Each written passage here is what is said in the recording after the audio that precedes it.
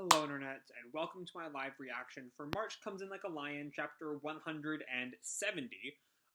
When we last left our heroes, we spent some more time at the piano house that we learned was run by Soya's grandmother. And we learned about the grandmother and how she took in Tama after she had a child out of wedlock and was kicked out by her parents, and kind of all about that living situation. It was a fun time. Along with Soya's childishness of building a shed in the garden so we can get away from the kid. But yeah, that's kind of all of what last chapter was. Let's jump right into chapter 170. To everyone, in hopes of cheering you all up a bit, here's a center color page. There's a picture of Momo hugging Cat. Because you're around, my heart is full of warmth. It's a new year, January 1st afternoon.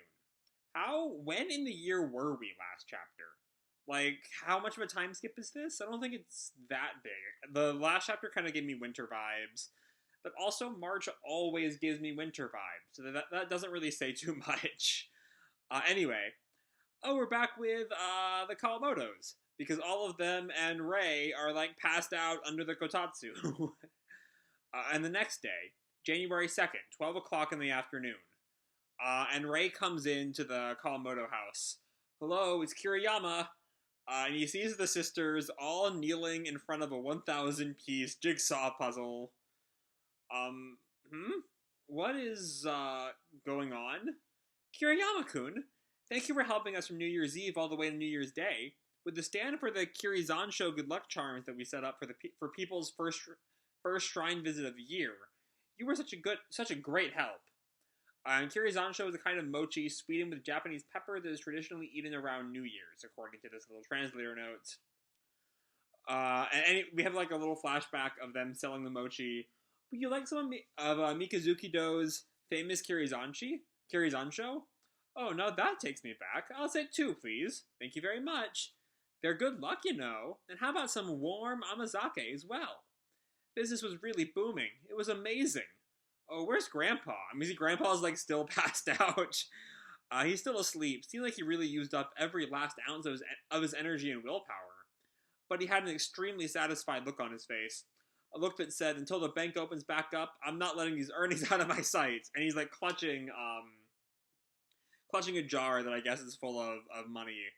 So, since Mikazuki-do is closed for today and tomorrow, I thought it'd be fun to hold the Jigsaw Puzzle Festival we've been looking forward to since Christmas.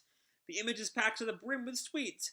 It's called Risapoke Sensei and the Wondrous Candy House. And we see a shot of it, and it's, you know, a lot of candy, a lot of, like, gingerbread houses and some cats.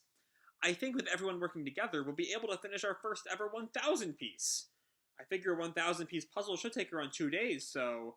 and Hina's also there with, like, a hot pot. We've got a lot of pot-au-feu stuff ready. At night, we'll make some stew, and tomorrow morning, curry's on the menu. So if we get hungry anytime along the way, we're good to go. And those other things I asked you for, Kiriyama-kun? Oh, yeah, I brought them. He, like, holds up the bag of what he's brought. 4 types of potato chips, chocolate stick biscuits, Chobiko animals, 3 bags of Koro Koro fried chicken, and 2 large colas. You're a lifesaver! And he goes to join them at the mat. What's the mat for? Oh, this? Well, there's a lot of pieces, so we laid this out so none of them get scattered or lost. And we'll put it together on top of this board so we can move the puzzle midway through.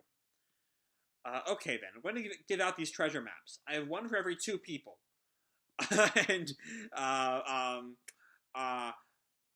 why am I blanking on the older sister's name? Something. You know who I mean. What the fuck? Why am I Akari. I'm dumb. I am very dumb, and I did not Google that. I don't know what you're talking about, world. So Akari hands out some paper. Okay then, first I want to give out these treasure maps. I have one for every 2 people. You made a color photocopy of the image on the lid, and it's magnified? One of these costs 50 yen, but it's an important investment. It's way easier to see what you're doing if everyone has a completed version to look at, right? So yeah, she has like giant versions of the puzzle. Black and white copies too. Looks like there's some letters written with a red pen all over the place. And yeah, they're like, you know, I guess like they mark the different areas of the puzzle, I guess. And here's our dustpans made out of folded flyers. Oh, they're each like different things. Like that cupcake is marked F. The sign that says cookie is marked C. Okay. And there's like dustpans for like if they see any that goes in that slot. Wait, these letters on the maps, are those? And Ray looks at the sisters with a newfound appreciation. These people are serious about this. Tools to organize the pieces into areas and then put them together separately. And Hina looks at him. Yep, knew you'd get it, Kiriyama-kun. Welcome to Jigsaw World. You're really one of us now. I knew you'd be. So they're shaped like pans so they can have one open side. It makes it way easier to put pieces in and take them out, right?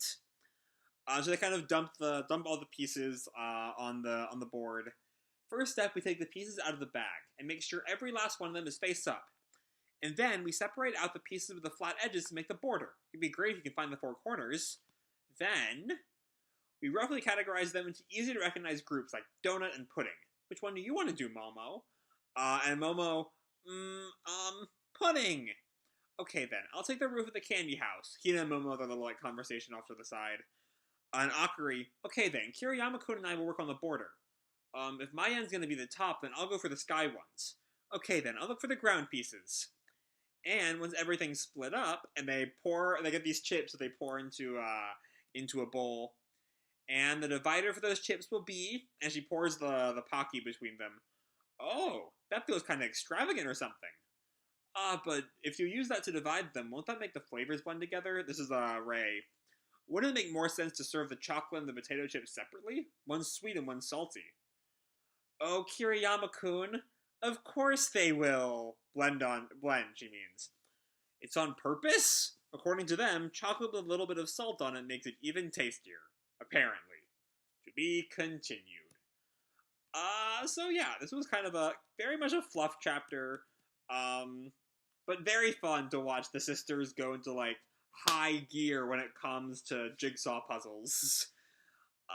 But yeah, there's really, like, not a lot of development going on, not a whole lot to really dive into as a reviewer.